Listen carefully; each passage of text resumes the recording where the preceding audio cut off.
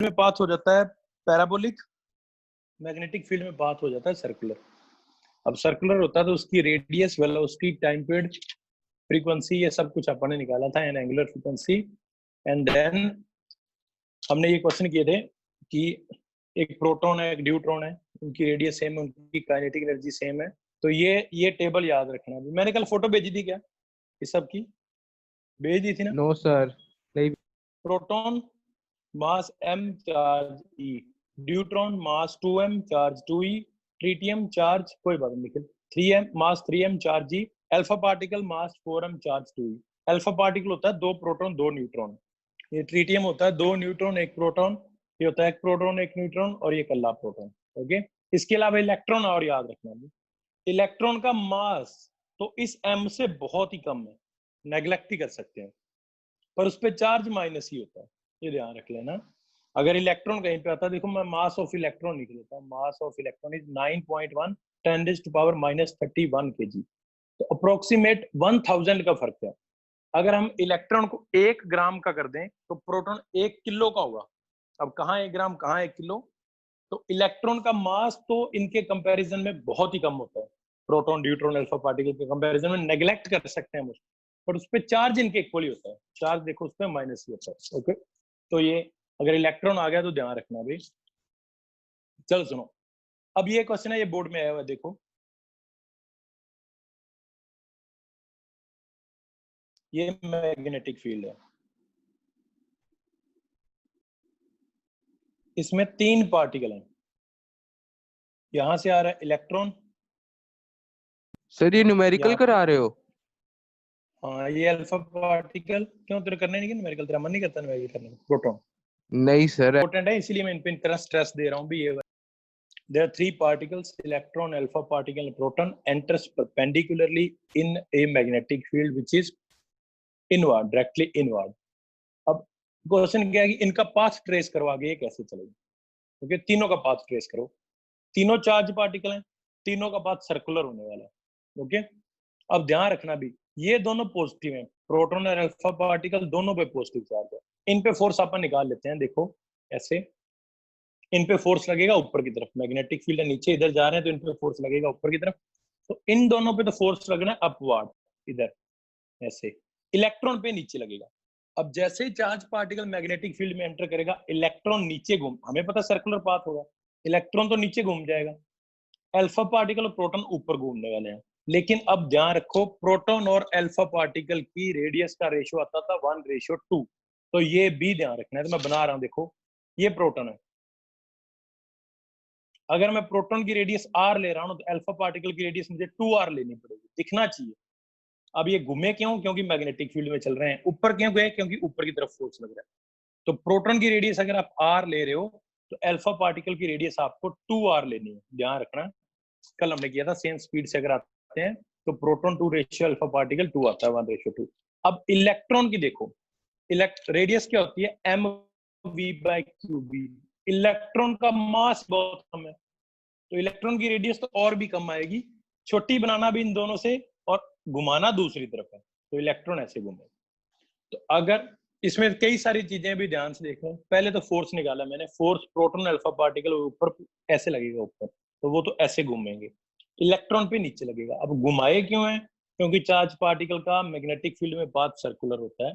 उसके बाद रेडियस के रेशियो का भी मैंने ध्यान रखा है, प्रोटॉन की रेडियस अगर मैं r ले रहा हूं तो दूसरी डबल नहीं तो एटलीस्ट बड़ी तो आपको दिखानी पड़ेगी कि बड़ी होती है उससे, और इलेक्ट्रॉन नीचे को घूमे। तो ऐसा क्वेश्चन बहुत इंपॉर्टेंट है भी, ये बहुत बार पेपर में आया है। ओके, कि एक प्रोटॉन अल्फा कुछ भी आ सकता है इसकी जगह। अब देखो आपको रेडियस क्या और क्या फॉर्मूले बताए थे। रेडियस का फॉर्मूला आया था अपना mv/qb, mv को p लिख सकते हैं, ओके, p फॉर मोमेंटम, और इसको काइनेटिक एनर्जी की फॉर्म में भी लिख सकते हैं, √2m k भी आप लिख सकते हैं p को, और k क्या है? काइनेटिक। e क्यों नीचे घुमाया है? बेटा प्रोटॉन पे पॉजिटिव चार्ज है, अल्फा पार्टिकल पे पॉजिटिव चार्ज है, इन दोनों पे फोर्स ऊपर लगेगा। इलेक्ट्रॉन पे देखो, इलेक्ट्रॉन पे फोर्स निकालना है तो ये फिंगर है, इलेक्ट्रॉन जा तो इधर रहा है पर ये पॉजिटिव चार्ज के लिए होती है, तो इलेक्ट्रॉन पे फोर्स नीचे लगेगा। तो पॉजिटिव चार्ज पे जो फोर्स लग रहा था इलेक्ट्रॉन पे सेम उसके अपोजिट लगेगा, तो वो नीचे जाएगा। ठीक है निखिल? सर ये रेडियस 2r इसलिए लिया ना ताकि ये 1:2 होता है सर, अल्फा पार्टिकल और इसका प्रोटॉन का। प्रोटॉन और अल्फा पार्टिकल की रेडियस का रेशियो 1:2 होता है। यहां से देख लो, radius of alpha particle is 2 of radius of proton. तो जो प्रोटॉन की रेडियस है अल्फा पार्टिकल की, उसका डबल आएगी, क्रॉस मल्टीप्लाई करके देखो। ओके, समझ नहीं आया है सर? ओके, अब बेटा ध्यान से सुन मेरी बात, ऐसे बताता हूँ तेरे को मैं, 1 मिनट लिख सुनो। ये इनवर्ड मैग्नेटिक फील्ड है। इसमें बेटा पॉजिटिव चार्ज जाएगा ना तो उस पर फोर्स तो ऊपर लगने वाला है, तो वो तो ऐसे घूम जाएगा। अगर नेगेटिव चार्ज जाएगा तो जो पॉजिटिव फोर्स लगा ना उसके उल्टा फोर्स लगेगा, तो वो नीचे को घूम जाएगा। तो प्रोटॉन अगर आप ऊपर घुमा रहे हो तो इलेक्ट्रॉन उल्टा घुमाना पड़ेगा, क्योंकि इलेक्ट्रॉन पे फोर्स इधर लगेगा। ठीक है, पॉजिटिव और नेगेटिव चार्ज में फर्क होता है। तो प्रोटॉन और अल्फा पार्टिकल तो पॉजिटिव थे, मैंने रूल निकाल के लेफ्ट हैंड रूल से निकाला, फोर्स ऊपर की तरफ आया था तो मैंने ऊपर रोटेट कर दिया एंटी क्लॉकवाइज, और इलेक्ट्रॉन को फिर आपको क्लॉकवाइज रोटेट करना पड़ेगा। ओके, क्योंकि इस पे फोर्स उल्टा लगेगा। अब घूमते क्यों है? क्योंकि चार्ज पार्टिकल में पाथ सर्कुलर होता है। ओके, चलो इसका मैसेज आगे देखिए। अब सुनो भाई, ये फॉर्मूले मैं दोबारा लिख देता हूँ रेडियस के। R is equal to mv by QB, P by QB is equal to √2mk by QB, K for kinetic energy. अब एक बात ध्यान से सुनना भाई, हम क्या करते हैं, हम ये यहाँ पे पोटेंशियल लगा देता हूँ ऐसे, मैंने पोटेंशियल सेटअप कर दिया, V potential and Q is charge placed. मान लो ये कोई चार्ज है Q और ये V पोटेंशियल में पड़ा है, यहाँ पे V पोटेंशियल है यूनिफॉर्म। ओके, अब पोटेंशियल जो है किसी चार्ज की वजह से होगा, यहाँ पे कोई चार्ज होगा पॉजिटिव या नेगेटिव कुछ भी, तो ये वाला जो पोटेंशियल है इसकी वजह से ये चार्ज क्या होगा, रिपेल होगा। ओके, मेरी बात ध्यान से सुनना भी, मुझे किसी चार्ज को किसी पोटेंशियल में रखना है, तो पोटेंशियल तो तभी आएगा जब मैं कोई दूसरा चार्ज वहां पे रखूंगा। तो अगर Q चार्ज किसी V पोटेंशियल में पड़ा है तो वो चलने लग जाएगा, अगर कोई और उस पर फोर्स नहीं है। वो क्यों चलेगा? क्योंकि ये पॉजिटिव इस पॉजिटिव को रिपेल करेगा। अब चलेगा तो उसके पास क्या आएगी? Energy, kinetic energy. Kinetic energy होती है वर्क डन के इक्वल। कोई मुझे बता सकता है चार्ज और पोटेंशियल कैसे रिलेटेड है वर्क डन से? कोई बता सकता है? W by Q is equal to V, तो W इज इक्वल टू क्या आएगा? QV। सही बोला आपने, हाँ एग्जैक्टली। अब मेरी बात सुनो भी, ये एक नया फॉर्मूला मैं आपको बता रहा हूँ। अगर कोई चार्ज पार्टिकल आप किसी पोटेंशियल में रखते हो तो वो पोटेंशियल उस पर वर्क करेगा, और वर्क कितना होगा? QV, और वही वर्क उसमें काइनेटिक एनर्जी बनके स्टोर हो जाएगा। तो if a charge placed in potential V, then kinetic energy acquired by charges कितनी हो जाएगी? Charge into potential. ये फॉर्मूला याद रखना है। सर हम जरा आज का टॉपिक कहाँ से बनाना शुरू करें, आज के notes? Motion of charge particle in magnetic field. चल देखो भी ध्यान से, अब जो अपने रेडियस के फॉर्मूले हैं, सर एक बार रिपीट करना सर वो मैं दोबारा से रिपीट करता हूं। हाँ, मैं दोबारा से रिपीट करता हूँ बेटा। क्या है क्वेश्चन आएगा पेपर में कि एक प्रोटॉन और एक इलेक्ट्रॉन को हमने इलेक्ट्रिक सेम पोटेंशियल में रख दिया, सेम पोटेंशियल में, उनकी रेडियस का रेशियो निकालो। अब मैंने तुम्हें स्पीड वाला फॉर्मूला बता दिया, मोमेंटम वाला बता दिया, काइनेटिक एनर्जी वाला बता दिया, मैंने पोटेंशियल वाला नहीं बताया। अब मैं वो बताने वाला हूँ। तो मैं क्या बता रहा हूँ, अगर किसी चार्ज पार्टिकल को आप किसी पोटेंशियल में रखते हो, जो लोग लेट आए वो भी कल ये फॉर्मूले करवाए, देखो रेडियस के ये वाले, अगर हम किसी चार्ज पार्टिकल को किसी पोटेंशियल में रखते हैं, ओके, तो पोटेंशियल की वजह से उस पर फोर्स लगेगा, क्योंकि पोटेंशियल भी तो चार्ज की वजह से होता है, और वो उस पर वर्क करेगा। चार्ज पार्टिकल चलने लग जाएगा और वो वर्क करेगा। और वर्क डन पोटेंशियल से कैसे रिलेटेड होता है? वर्क डन होता है QV। ओके, अब वर्क डन ही काइनेटिक एनर्जी होती है। तो जैसे ही हम किसी चार्ज को, Q चार्ज प्लेस्ड है कहाँ पे?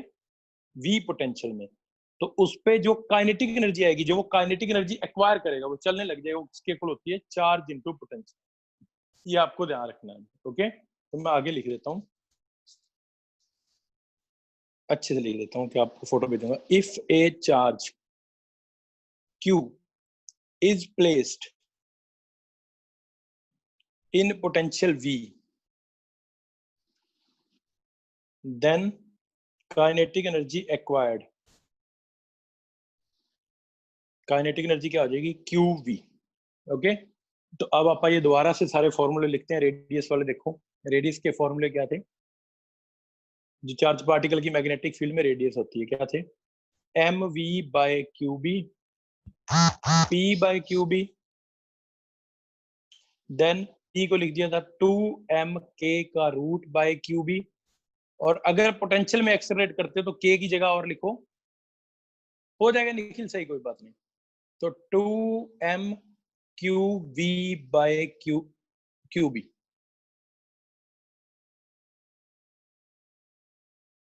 ओके, नीचे क्यू भी था ना, मैं गलत नहीं कर रहा, हाँ नीचे क्यू भी था। तो ये ध्यान रख लेना भी, ये रेडियस के सारे फॉर्मूले हैं, इसमें p मोमेंटम है, आपको पता ही होगा, चलो मैं लिख देता हूँ। p तो है मोमेंटम, स्मॉल v है वेलोसिटी या स्पीड, ये वाली, कैपिटल V पोटेंशियल है,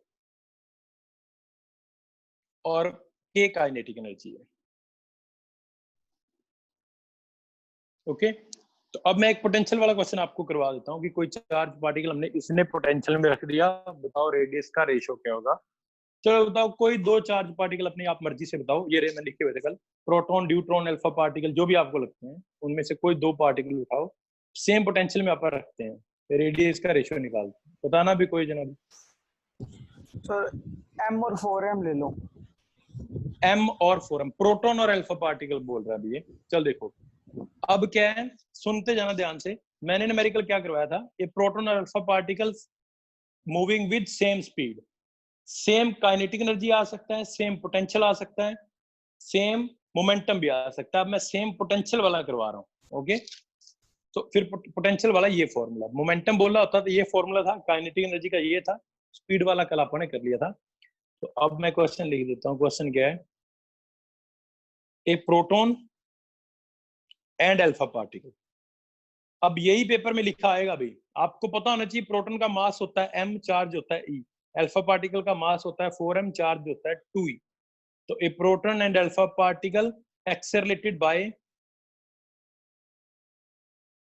same potential, find ratio of their radii. अब एक बात और सुनो भी, मैं सारे रेडियस वाले करवा रहा हूं, जरूरी नहीं रेडियस का रेशियो आएगा, ध्यान से सुन लेना, मैं ज्यादातर रेडियस वाला आता है, तो रेडियस वाला रेशियो भी आ सकता है। कहां गया अपना क्वेश्चन, रेडियस का भी आ सकता है, टाइम पीरियड का भी आ सकता है, फ्रीक्वेंसी का भी आ सकता है। तो जिसका आया उसका फॉर्मूला उठा लेना, अगर टाइम पीरियड का पूछा होता तो ये लिख देते हैं, फ्रीक्वेंसी होता तो ये फॉर्मूला उठा लेते। तो प्लीज ध्यान रख लेना भी, किसी का भी आ सकता है, ज्यादा रेडियस का आता है। अब पोटेंशियल वाला फॉर्मूला ये रहा, ये पहले मैं प्रोटॉन की रेडियस निकाल देता हूँ। प्रोटॉन की क्या फॉर्मूला है, √2m, प्रोटॉन पे चार्ज होता है E, Q की जगह आएगा E, पोटेंशियल है V बाय QB। ओके, उसके बाद अल्फा पार्टिकल का निकालते हैं, radius of alpha particle √2m की जगह 4m, Q की जगह 2e, पोटेंशियल सेम है, बाय चार्ज उस पे होता है E, 2e और B, तो Q की जगह 2e, ये देख सकते हो भी। अब इन दोनों का रेशियो निकालना, निकाल लोगे? देखो अगर आप निकालते, मैं ये निकाल देता हूँ, radius of proton to radius of, ये 2 से 2 कैंसिल, m से m कैंसिल, e से e कैंसिल, v से v cancel, e by b से b कैंसिल, तो यहाँ तो कुछ भी नहीं बचने वाला, 1 बचने वाला। नीचे देखो क्या बचेगा, रूट के अंदर 4 बचेगा और 2 बचेगा और ये 2 बचेगा, तो नीचे आएगा √6, √8 और ये 2 ऊपर चला जाएगा। ध्यान से देख लेना भी, यहाँ तो 1 बचने वाला है, देखो डिवाइड करोगे ना इन दोनों को, ये 2 से ये 2 कैंसिल, m से m कैंसिल, e से e कैंसिल, v से v कैंसिल, e से e कैंसिल, b से b कैंसिल, तो यहाँ बचने वाला है √8/2, तो √8/2। अरे क्या बोल रहा था, अब देखो ये क्या आएगा, radius of proton to radius of particle आएगा 1/√2, 8 होता है 2√2, तो 2/2√2 अगर आप करोगे तो 1/√2 बचेगा। समझ में आया क्या? ओके सर, आ गया। आई थिंक ये आपको याद होने चाहिए, और ये बहुत आसान क्वेश्चन है और बहुत बार पेपर में आता है। तो ये फॉर्मूले याद रखना भी, रेडियस के मोमेंटम की फॉर्म में, काइनेटिक एनर्जी की फॉर्म में और पोटेंशियल की फॉर्म में। ओके, फिर आरपी तो इक्वल दिस टू के आरपी क्या, इधर इधर लाइन के बाद।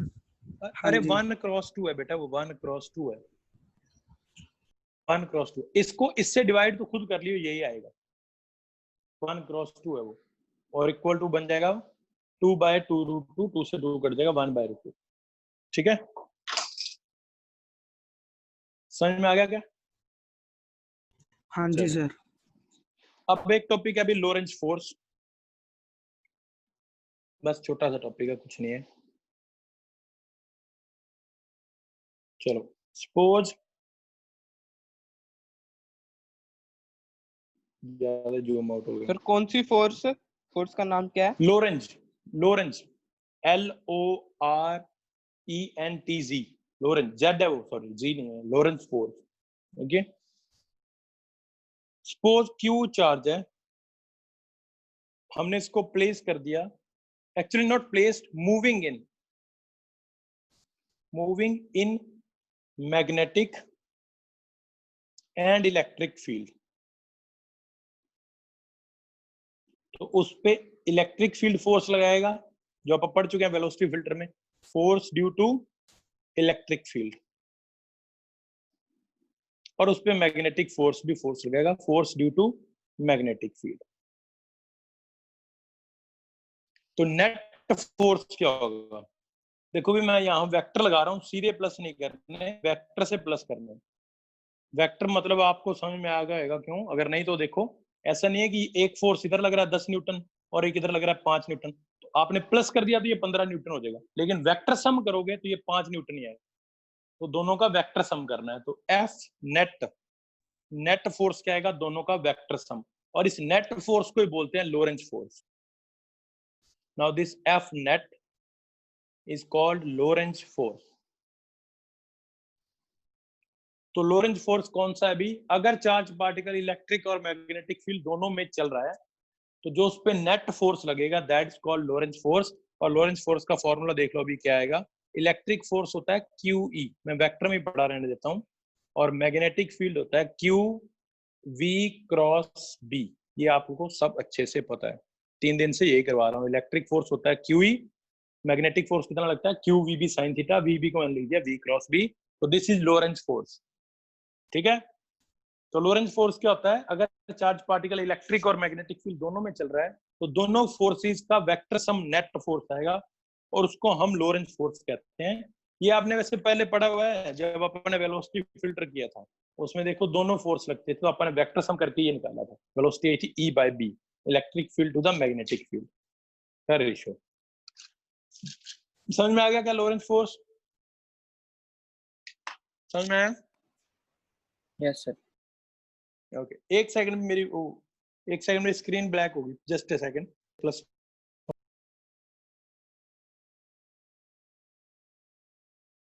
हाँ सेम मैं कर रहा था। अरे बेटा इस पे कंबाइंड न्यूमेरिकल इलेक्ट्रिक, और ये रेडियस वाले आते हैं, और ये इस पे आते हैं इलेक्ट्रिक फील्ड वाले पे, ये न्यूमेरिकल आते हैं। इस लोरेंज फोर्स पे कोई न्यूमेरिकल नहीं आएगा इतना लंबा चौड़ा, कोई टेंशन लेने की जरूरत नहीं। न्यूमेरिकल आएंगे जो मैं करवा दिए रेडियस वाले, पोटेंशियल वाले, ये न्यूमेरिकल आएंगे। ओके, तो मैंने तुम्हें क्या क्या करवा दिया? मोशन ऑफ चार्ज पार्टिकल करवा दिया, force between two parallel wires करवा दिया, ये करवाता हूँ न्यूमेरिकल, ये आएगा अभी इसको। ओके, ध्यान से देख लेना। पहले तो सिंपलेस्ट करते हैं, बिल्कुल सिंपलेस्ट। ये 2 वायर्स हैं, ये बिल्कुल सिंपल न्यूमेरिकल है अभी। ओके, इनफाइनाइट वायर हैं दोनों, इसमें करंट है 1 एम्पियर, इसमें करंट है 2 एम्पियर। पहले तो बताओ फोर्स कैसा लगेगा, अट्रैक्टिव या रिपल्सिव? कोई जना भी बताओ अगर आपको याद हो तो। रिपल्सिव। दोनों वायर में करंट सेम डायरेक्शन में है, तो हमने लेफ्ट हैंड और राइट हैंड दोनों लगा के निकाला था, अट्रैक्टिव फोर्स। ध्यान रख लेना। ओके, तो अगर करंट सेम डायरेक्शन में शांत, तो फोर्स अट्रैक्टिव लगेगा। अब मैं कहता हूँ ये कितनी डिस्टेंस पे पड़ी है? से 5 मीटर्स पे। Find magnetic force. तो मैग्नेटिक फोर्स का फॉर्मूला क्या था? μ0/4 पाई 2I1I2/A। मैं इसमें पुट कर रहा हूँ अभी μ0 की वैल्यू 10⁻⁻7, 2, एक में करंट है 1, दूसरी में करंट है 2, डिस्टेंस है 5 मीटर्स। तो दिस विल बी 4/5 × 10⁻⁻7 अट्रैक्टिव, ये लिखना पड़ेगा आपको। कोई मुझे इसके यूनिट बताए, अब इसके यूनिट क्या होंगे, कोई जना भी बताओ इसके यूनिट क्या लिखूं? न्यूटन पर अरे मीटर। बताओ, न्यूटन पर मीटर, एग्जैक्टली। अब ध्यान रखना भी, देखो सुन लो, ये फॉर्मूला है फोर्स पर यूनिट लेंथ का, mu not by 4 pi 2I1 by A वाला। अगर आपको लेंथ नहीं दे रखी, अगर आपको फोर्स निकालना है वायर का, तो लेंथ आपको पता होनी चाहिए। तब इसके साथ देखो जो अपने फॉर्मूला लगाया ना, mu not by 4 pi 2I1 I2 by A, इसके साथ लेंथ मल्टीप्लाई होगी। ओके, तो अगर आपको इनफाइनाइट वायर दे रखी है तो आप फोर्स पर यूनिट लेंथ निकाल सकते हो। पेपर में जो क्वेश्चन आएगा वो ये है, देखो कैलकुलेशन आप करोगे, मैं बनाऊंगा तो वो सही से बनेगी नहीं मेरे से, ये बहुत बार पेपर में आया। ये इनफाइनाइट वायर है, इसमें करंट है से 1 एम्पियर, मैं सिंपलेस्ट स्टेटमेंट दे रहा हूँ। इसके पास ये एक मैंने रेक्टेंगुलर कॉइल रख दी, okay, A B C and D, ये इसकी साइड है 10 सेंटीमीटर और ये साइड है इसकी 20 सेंटीमीटर, और ये इस एंड से भी 10 सेंटीमीटर पे पड़ी है। इसमें करंट जा रहा है 2 ampere. Okay, find net force on, question क्या है, ये बहुत इंपॉर्टेंट क्वेश्चन है अभी। Find net force on loop. तो क्वेश्चन देख लो ध्यान से, क्या है, इनफाइनाइट वायर के पास एक रेक्टेंगुलर लूप पड़ी है, तो रेक्टेंगल की उस जीरो लूप होगी क्या?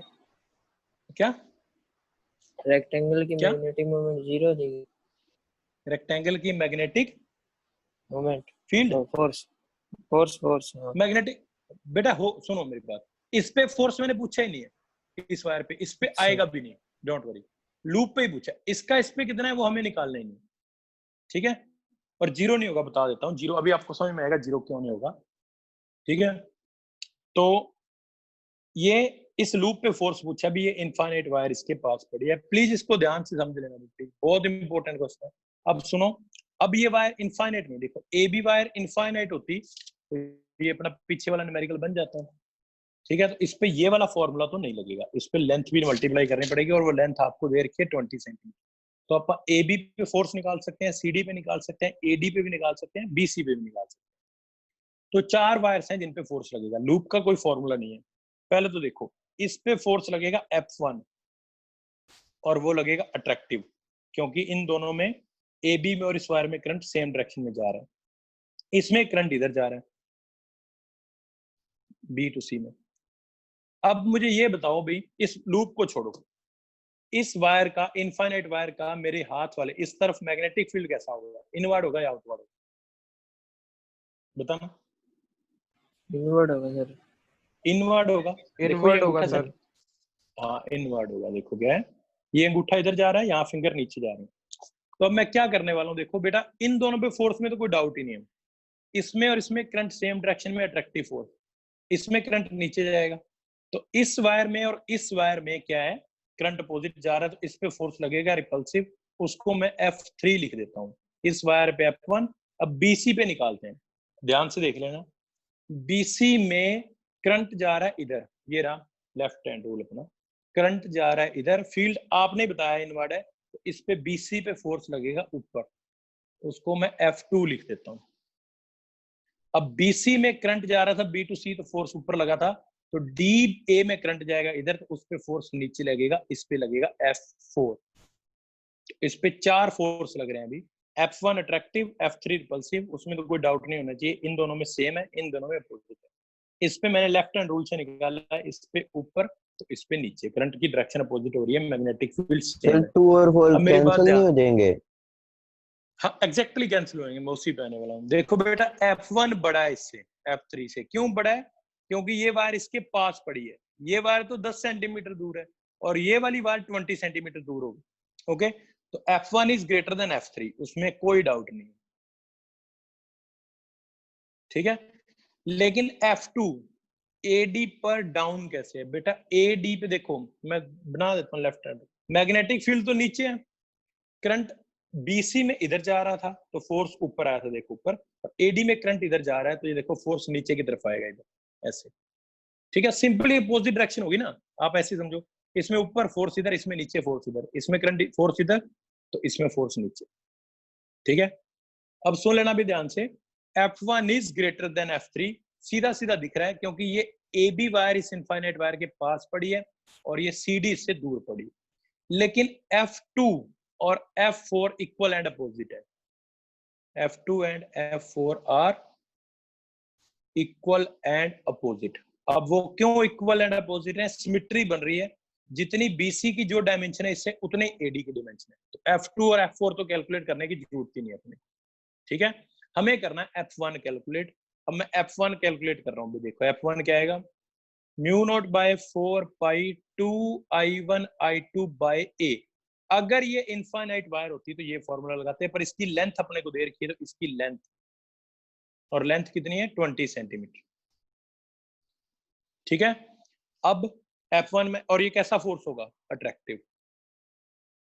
मैं लिख देता हूँ भी 10 की पावर -7, 2 इंटू 1 इंटू 2, ये डिस्टेंस है 10 सेंटीमीटर, तो 10 इंटू 10 की पावर -2 मीटर बना दिया मैंने, और लेंथ है इसकी 20 सेंटीमीटर, तो उसके भी मैं मीटर बना देता हूँ। अब देखो मैंने आपको पहले भी बताया हुआ है, यहाँ ना 2 बार सेंटीमीटर आ गई, ये भी सेंटीमीटर में, ये भी सेंटीमीटर में, तो आप नहीं भी बनाओगे ना मीटर तो भी काम चल जाएगा क्योंकि ये कटने वाला है, जैसे रेशो आते हैं, पर प्लीज आप बना लेना। तो A था 10 सेंटीमीटर ये वाला, उसके मैंने मीटर बना दिए, और ये लेंथ थी इसकी 20 सेंटीमीटर, उसके भी मीटर बना दिए। अब ये कितना आएगा देखो, बताना भी, 8 इंटू 10 की पावर -7 न्यूटन लिखना है आपने इसको। ये न्यूटन पर मीटर नहीं है, ये वायर पे फोर्स निकल गया, हमें इसकी लेंथ पता थी, और ये कैसा फोर्स है, अट्रैक्टिव। कैलकुलेशन सही किएगा -6 आएगा। क्या -6 -6 10 कैसे raised to power -6। कैसे कैसे सही है। ये कट गया, ये देख, ये 2 2 2 2 8, इसको तो कुछ किया ही नहीं मैं, जीरो तो बची नहीं इधर को। ठीक है नितिन सर, ठीक है, चल देखो, तो अभी F1 निकल गया। अब F3 देखना, F3 इस वायर पे फोर्स है, करंट इसमें I1 है, इसमें 2 एम्पियर है, लेंथ सिर्फ यहाँ पे ये बदलेगी, A बदलेगी, इसके लिए A कितना है 20 सेंटीमीटर, तो ये कितना आएगा 10 की power -7 into 2 I1 I2, 1 minute भाई, बाय डिस्टेंस 4 पाई कहाँ गया मैं बताता हूँ, 20 इंटू 10 की पावर -2। बेटा म्यू नोट बाय 4 पाई की वैल्यू होती है 10 की पावर -7, तो म्यू नोट बाय 4 पाई की वैल्यू 10 की पावर -7। ओके शिवांशु, हाँ अब और कौन बोल रहा था, क्या कह रहा था, कोई जना बोलना। सर जो आपने इसमें यूनिट लिखे हैं न्यूटन फोर्स की, जो अपने पिछले क्वेश्चन किया वहां पे अपने न्यूटन पर मीटर लिखी है, इसमें मतलब कैसे? ये देख बेटा, ये देख, मैंने इसीलिए तब भी बताया था बेटा, ये वाला फॉर्मूला है ना, mu not by 4 pi 2 I1 I2 by A, ये फॉर्मूला है फोर्स पर यूनिट लेंथ का। अगर आपको फोर्स निकालना है तो लेंथ इधर ले जाओ, तो देखिए लेंथ से मल्टीप्लाई करेंगे, तो जब लेंथ से मल्टीप्लाई करोगे इसको तो फोर्स आएगा, और जब लेंथ से मल्टीप्लाई नहीं करोगे तो लेंथ, इसका मतलब यहाँ है, तो फिर न्यूटन पर मीटर है। तो ये फॉर्मूला है, इतना फॉर्मूला है न्यूटन पर मीटर का, और लेंथ से मल्टीप्लाई करते हुए न्यूटन बन जाएगा। ठीक है, अगर तो वायर आपको इनफाइनाइट दे रखी है तो यही फॉर्मूला लगेगा, उसमें लेंथ आप लगा नहीं सकते। लेकिन अब इस अगले क्वेश्चन में ये वायर की लेंथ दे रखी है अपने को 20 सेंटीमीटर, ये वाली, उससे मल्टीप्लाई कर दी मैंने, वो न्यूटन में फोर्स आएगा। ठीक है, समझ में आ गया? मैं 10 सेंटीमीटर है, उसके मीटर कैसे बनेंगे, मीटर बनाया। Okay sir. हाँ ठीक है, तो अब यहाँ देखो भी, जब F3 निकालेंगे तो mu not by 4 pi same है। F1 के लिए लेंथ बेटा, ये वायर की लेंथ चाहिए, ये वायर की लेंथ कितनी है, AB कितना है, AB 20 सेंटीमीटर है, ठीक है, और ये डिस्टेंस 10 सेंटीमीटर। क्या टाइम हो गया क्या? ओके चलो मैं